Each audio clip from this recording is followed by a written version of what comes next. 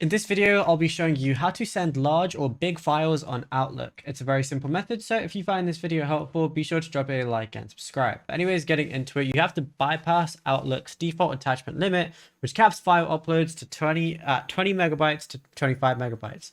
So the cleanest way is upload via OneDrive link. So all you want to go ahead and do is just open up your Outlook application and then go over to new email.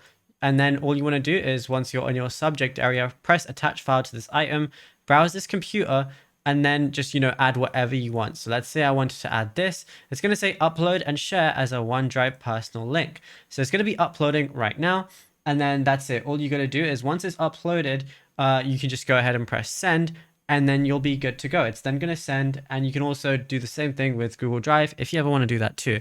But it's as simple as that. Now, if you found this video helpful, be sure to drop a like and subscribe. And also be sure to check out all our other tutorials that we've been posting on the channel as well, because there is a lot to go through and you might find something that you didn't know about yet. But anyways, thank you for watching.